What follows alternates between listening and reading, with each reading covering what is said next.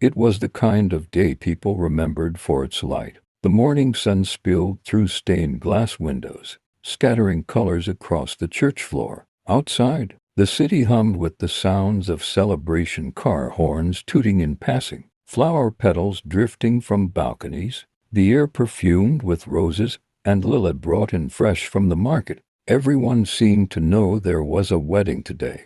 She was the center of it all. Her dress was a river of satin, each fold catching the light like rippling water. Lace traced her shoulders, delicate as frost on glass. The veil framed her face in a softness that seemed almost unreal. Even people who had only come because a friend invited them whispered the same thing. She looks like she belongs in a painting. She smiled the way people do when their life is opening up before them bright.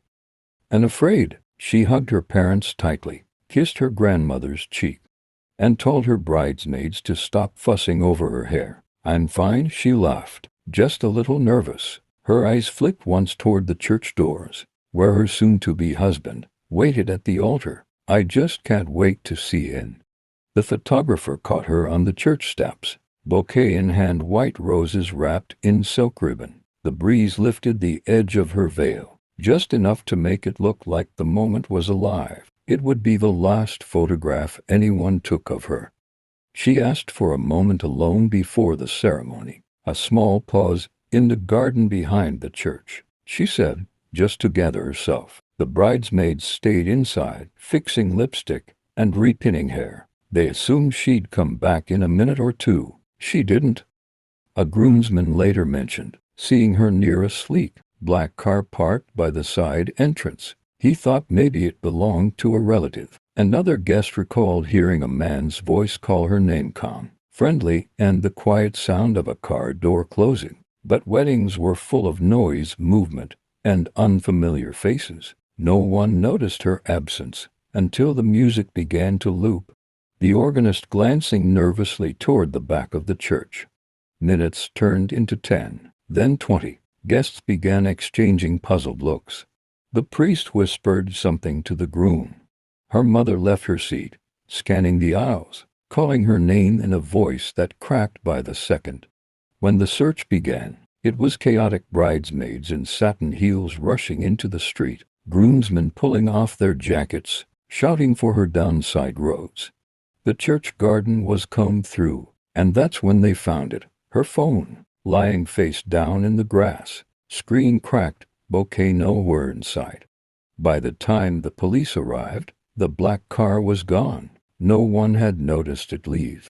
The reception hall sat untouched, that night tables perfectly set, champagne bottles unopened, cake standing tall in the center. Hours later, the flowers began to droop, the candles burning low, as if the room itself understood the celebration had withered before it began. Her fiancé didn't take down the decorations for weeks. He kept her rehearsal shoes by the door, unable to move them. He sat at their kitchen table with the wedding program still in front of him, staring at her name printed beside his. Her parents couldn't bring themselves to touch her bedroom. The satin robe she'd worn that morning still hung from the wardrobe door. On the vanity, a faint smear of lipstick marked the rim of a glass of water she'd never finished. The wedding invitations remained in their box under the bed, each card a silent reminder of the day they lost her. Months passed. The newspapers gave her a name, the missing bride, and plastered her smile across every front page. TV anchors repeated her story until the words felt like a haunting refrain. Theories spread like wildfire. She ran away. She was taken. She left on her own terms. None of them felt like the truth. Not a scrap of her dress was found. Not a strand of her hair. Nothing but the cracked phone in the grass and the last photo of her, veil caught in the wind. And sometimes, when a young woman lingers alone in a quiet part of the city, someone will lean in and whisper, "Don't wander off alone. Remember what happened to the bride." But was she really missing?